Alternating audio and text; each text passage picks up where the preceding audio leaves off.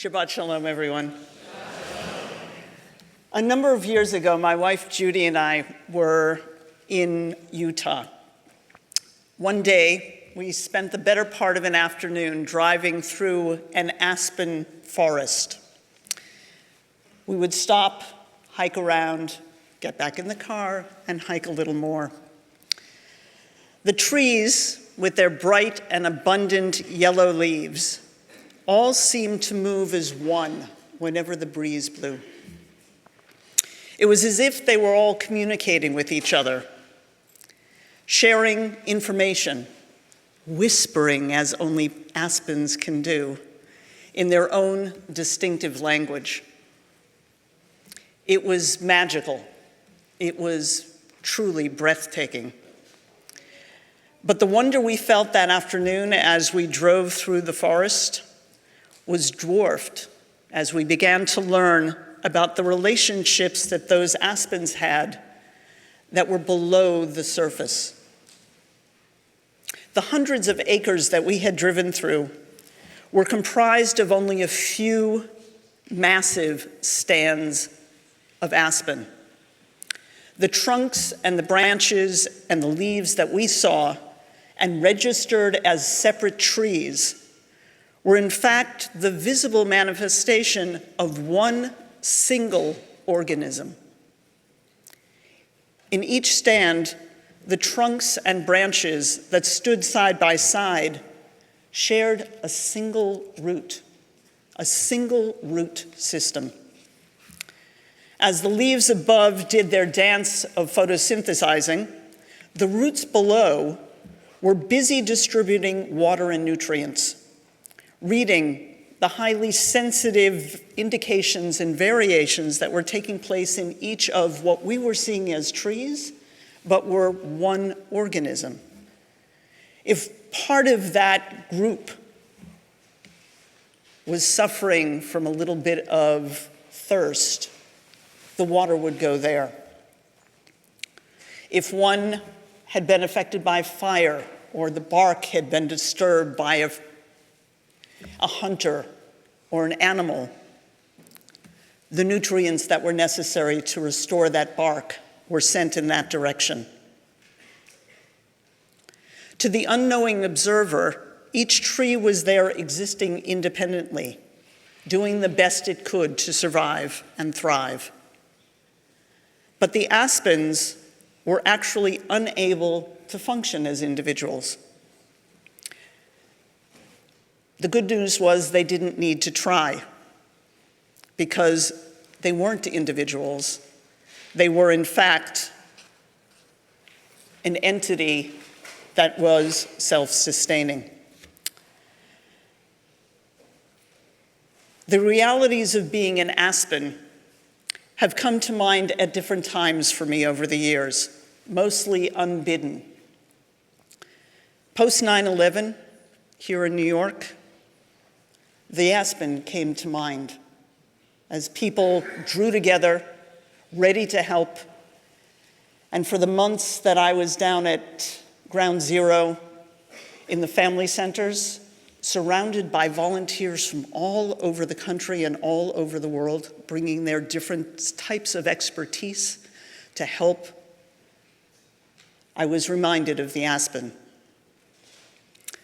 More recently, October 7, 2023, and after, when I heard of the ways that Israelis and Jews around the world and others were providing food, shelter, clothing, mental health support, the aspens came to mind. There was such a profound and immediate outpouring of life-sustaining and life-affirming essentials within Israel and beyond. There was no hesitation. There was absolute clarity that we were all in this together, and that resources that might have gone elsewhere were going to be funneled where they were needed most. Material and emotional support would be there from around the world, offered by those who understood themselves to be part of an essential root system of support responsible for the collective present and future. What makes us feel tied to each other? What makes us know that if a group of us is under attack or an individual is in need, all of us feel it? Our Jewish tradition is remarkable in the many ways of reminding us that as Jews, we are all linked together. Our names immediately identify us from the time that we're born and connect us as children of our parents. If we're Ashkenazi, we likely bear the name of someone who was in a generation prior to us, someone who's deceased, and our name is reminiscent of theirs, if not identical. If Sephardic, we bear the name of a living relative, a great-grandparent or a grandparent. I am not Nechama. I am Nechama bat Yaakov uvernis. I am Nechama, daughter of Jack and Bernice. I know that I'm named for my mother's beloved uncle who died soon before I was born. I am tied vertically with the generations that came before me. When there's a birth of a male child, and more for females as well, come hell or high water, for millennia, the community comes together 8 days later to welcome the child, to take responsibility for that upbringing, and to affirm the ties that extend beyond family to community and to God. And in even fewer days, traditionally, we bury our dead, their bodies prepared for burial by members of our own communities, and the grave covered by hands whose hearts and lives were bound with the person who has died. And when those mourners are unable to do so, the community makes sure that their physical needs are taken care of, both in death and in life. We are accompanied. The Hebrew word for funeral is levaya, literally accompaniment. We accompany. Bris and burial, word gets out, and those who want to, those who feel obligated to be present for the beginning and end of life, manage to hear and drop whatever's planned and get there. Affirming ties that enact their commitments to people, to relationships, and to communities that extend beyond themselves. We pause, we congregate, and we remind ourselves that we are not alone, and we need not be alone. Would that we could do this all the time, not just at birth and at death. In this week's portion, we read that Miriam is stricken by a skin condition that's likened to the skin of a stillborn in Hebrew. She appears like death, and her brothers Moses and Aaron are concerned. They fear that she will die. The Parsha tells us that she has to spend time outside of the camp. It also tells us that as long as she cannot travel, neither can any of the Israelite tribes. They are all stopped while she is sick. If she needs time and care before she can move on, not only she will get it, but the community will wait. They'll wait for her return. The community isn't whole. It's compromised, as long as she's physically compromised. Like the aspen, the ancient Israelite community functioned as a unit. separate tribes comprised of thousands of individuals, yet their source of strength, their source of nourishment was shared. They didn't function as separate entities. They understood themselves to be a unified whole. Being a single whole didn't mean that they agreed with each other all the time. We know that all too well. Being a single whole didn't mean cooperating with each other all of the time either. It also didn't mean that they didn't moan and groan and kvetch as they were going through the desert. And yet, when Miriam was not among them, they felt it acutely. What would it take for us in our synagogue communities to start thinking of ourselves like our ancestors in Israel, the Israelite people did? What types of communication systems would we need to hear about the suffering of the individuals and individual families in our midst, and to perceive our communal cohesion and our own coherence as a community compromised, as long as their suffering wasn't acknowledged and attended to? How do we create networks that can become attuned to the small shifts in behavior that might be indicative of something deeper, of greater concern? Who notices when someone doesn't show up for services and follows up with a call? Who notices a child's unusual behavior at school or in a youth group event and makes a mental note to see if it's a sign of a pattern?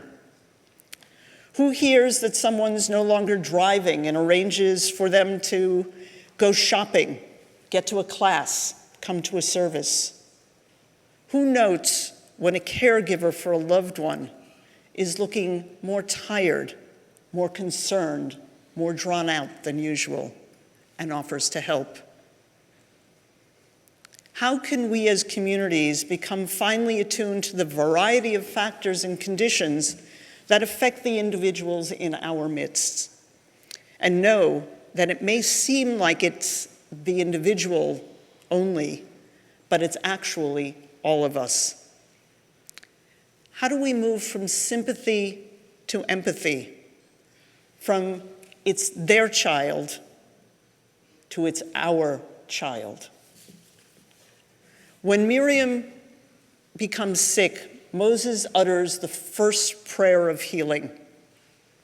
Today, Jewish communities, as we did just a few moments ago, offer prayers of healing, usually referred to as the Mishaberach, a prayer that speaks of two types of healing: healing of the soul and healing of the body, in that order. While some of us have the training and the skills to contribute to the healing of the body, all of us have the capacity to contribute to the healing of the soul. As the 19th century Jewish philosopher Hermann Cohen wrote, "In action, the human being is revealed." Our actions are expressions of our beliefs. They reveal who we are as human beings. Or, as a former student of mine, Ben Lux Morgan, wrote in his senior capstone on Jewish mourning, "Bubala, you look so sad. Eat, for God's sakes, eat." For Jews, this is a theological statement. We all have times when we're vulnerable. In the contemporary world, vulnerability is too often understood as weakness. It is in our hyper-individualistic society that idealizes the self-made person and independence, all too often seen as a sign of failure and a source of shame. But in our Jewish culture, we recognize that all of us are vulnerable at different times, at different periods in our life. We are, after all, the descendants of Abraham and Jacob and Joseph and Sarah and Rebecca and all the others who had really messy, very complicated, very stressful lives. We are the descendants of a people who wandered in the desert for 40 years, not quite sure when or how they would get to where they wanted to be. And we are the descendants of Miriam and Moses and Aaron, who in this week's Parsha are reminded that they too are vulnerable to jealousies and conflicting wants and needs, and vulnerable to the sudden change in a loved one's health. Precisely at times when we have the most difficulty recognizing ourselves, understanding who we are and how we fit into the world, precisely when we feel unable to contribute anything worthwhile to the greater world, Judaism teaches us that we will not spend our lives only being givers or only being receivers. Each morning, we repeat the words found in the Mishnah about Gemilut Chasadim, acts of loving kindness, whose reward, we are told, is without measure. Leaving food for those of the poor to be gleaned, welcoming the bride, visiting the sick, burying the dead are among these that are mentioned. They're concrete activities that enact our values. In moments of joy, the accompaniment offered by others heightens our joy.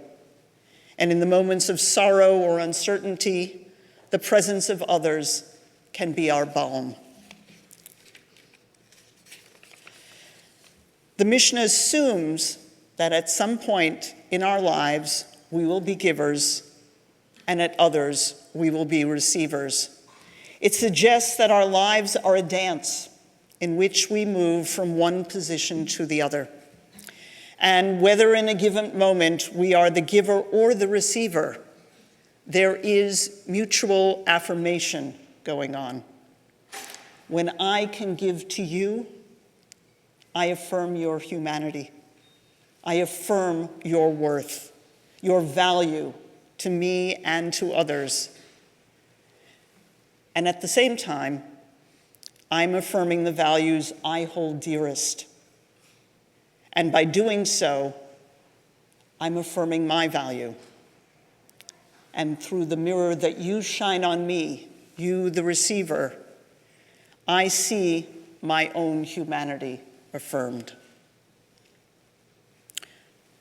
Rather than being a burden, the receiver of care is offering the giver a chance to reaffirm for themselves that they have what to give, that the values they claim to hold are not merely hollow words, but commitments to live by. In the Jewish calculus, the sacredness, the divinity, the spark of the divine in each of us is being affirmed and is guiding us through these shared, deeply meaningful and seemingly mundane interactions. The Mishnah ends with the words, "And the study of Torah is equal to them all because it leads to them all." Study alone is not enough.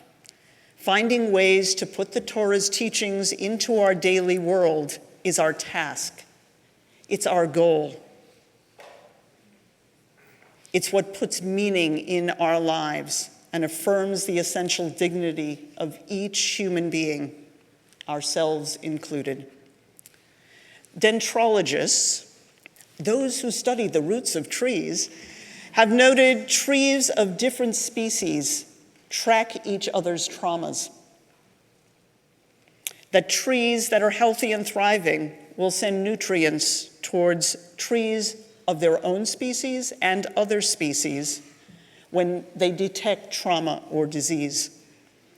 Their essential interconnectedness is demonstrated by this cross-species responsiveness.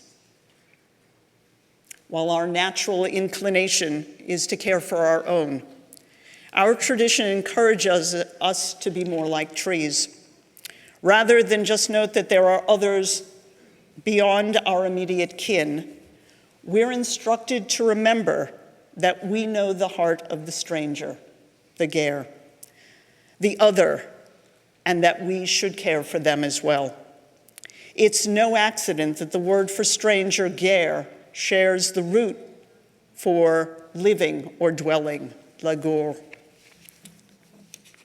We are living, we dwell, we inhabit the same space and the same soil as those who are clearly similar to ourselves and those whose differences we readily perceive. We can be the aspens. We are, and we can be, the trees that grow alongside them. We can all be more than what meets the eye. We are a mighty, interconnected web of connections that can nurture us and allow us to nurture others so that together we can all flourish. Shabbat Shalom.